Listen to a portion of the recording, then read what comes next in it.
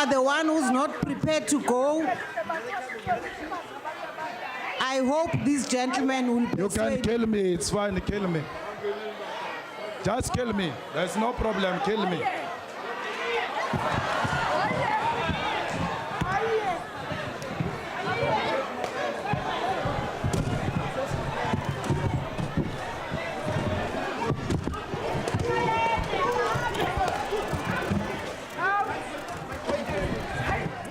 Definitely not for the sensitive of heart. Fist fights, insults and screaming, to name just a few, were the order of the day at the National Assembly last night. It took about 78 minutes for President Jacob Zuma to present his State of the Nation address.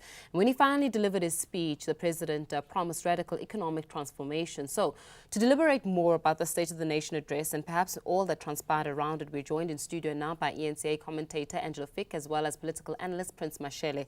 We invite you as always to be part of our conversation. Remember that number to dial is 011 447 1742, alternatively 1620, and also leave your comments on our Facebook as well as on our Twitter pages, and let's deliberate more about what transpired yesterday. Gentlemen, thank you so much for joining us today.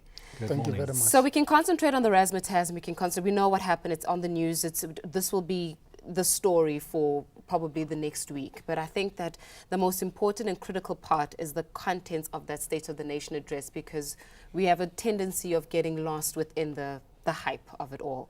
So let's start off with you, Angelo. I mean, from the perspective, did you find the actual speech in itself, especially with the president articulating certain points about radical economic transformation, which many might say it's about time you speak so openly about the matter? Well, that sentence, which was, we will open a new chapter in radical economic transformation, it's one that we've heard before. And one of the worrying statements elsewhere in the speech was when he said that government will now use the mechanisms available to it, which includes policy, regulation, and its budget allocations to effect this radical economic transformation. So the question is, what has government then done over the last year? What has this government done since its election in 2014 if it hasn't used these mechanisms in its budget? And of course, this must be read in the light of, because it's a 500 billion rand budget, this must be read in light of the Auditor General's statement about fruitless and wasteful expenditure. And then added into this mix, the president announced a whole new SOE, this bill that will go before Parliament for a state mining corporation, when the existing SOEs are fraught with questions of mismanagement, questions of concerns around maladministration and poor sort of management of funds. Which was his actually talking point in 2016. Now, if you remember the State of the Nation address in 2016, it was speaking significantly about the need to sort of almost decentralize or relook at state-owned enterprises because of the state that they were in at that particular moment in time. So now we're going to add on to already the existing few where it has not necessarily been solved where the matter's concerned. What does that bode for South Africans? Well, there are real concerns around how much more money from taxpayers will have to go into this state mining corporation, its management, the officials who will run it, the people who will staff it, and whether this will mean a sort of an improvement in the quality of life and lives of those who work in the mining sector, because also in some of the minerals that are mined in South Africa, we're at the end of the game, because after 120 years, some of those mines, some of those minerals have been depleted. So the question of skills development also, so if the TVET colleges are in the crisis that they're in, how are we going to skill people to work in mechanized mining rather than the old and very deadly, now that we're marking the Lily mine disaster, old styles of mining that have cost South Africans 800 lives a year for 100 years. That's almost 1 million people have died in South African mining over a century. So there are real complications here that the president, I think, cannot be expected to address in the State of the Nation address, but that ordinary South Africans have the right to wonder what policies and what measures will government implement to realise this plan in the next year. Because we're going to talk a bit no further deadlines. about that as well, Prince. I want to bring you into the conversation, but as I said, that we are opening the lines this morning to deliberate further on the actual speech in itself. So we're going to be joined by Eva from Durban. Good morning to you, Eva. Oh, good morning, ma'am. How are you? Very well, thanks, and you. Go ahead with your comment. Not too bad. Listen, sweetie, whatever has happened last night was totally unacceptable to all South Africans. It's putting everyone in fear, and President Jacob Zuma has just repeated himself again last night. I think many lives are at stake here. There's many people going to get hurt, so you should just step down. Thank you. Thank you very much for that comment, Eva. And again, Prince, I want us to deliberate on the contents in itself, and obviously not ignoring and not taking away from what transpired in Parliament as well. But on this issue of education, he was quite deliberate on how education is going to be tackled, or higher education and training is going to be tackled in terms of the funding that's going to be associated there, acknowledging the fact that sometimes university, or what students receive from NFSAS, is actually not enough to carry them through their actual study period as well. On the back of that, looking at household incomes, white houses earn 5 times more than a black household. It's good speech, too little too late in your opinion? Look, let's focus on education. Education is at the heart of our country's problems. So in other words, if we don't fix education as a society, we are going nowhere. Now, he focused on higher education. Even there, by the way, I don't think that he offered enough. You don't need to look at South Africa's education system starting from higher education. You need to look at it as an entire system. Yeah. And the fact is, the people you have at our universities actually represent less than 40% of the people who started in grade 1.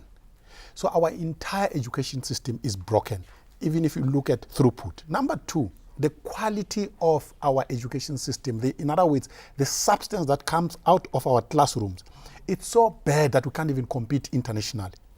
He is talking about economic... Even though he was praising mathematics and science and how well we're doing in respect. What he didn't do, he didn't tell the nation how badly we are doing compared to other countries. We are the worst. I think we are actually the bottom 5 countries in the world in terms of mathematics. You can't change a country. You can't talk radical economic transformation when you have uneducated and unskilled people who form the majority of your population. That is the problem. So it's all talk, what we saw in Parliament yesterday.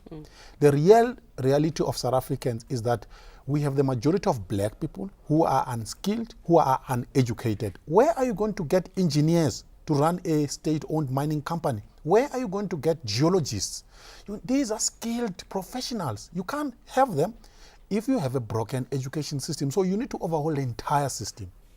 Well, of course, we're going to take your calls as well. Thomas, you're calling in from the Western Cape. Good morning to you, Thomas. Hello, Thomas. Can you hear us? Okay, we seem to have lost Thomas there. Thomas, do try to give us another call. You know, it's just,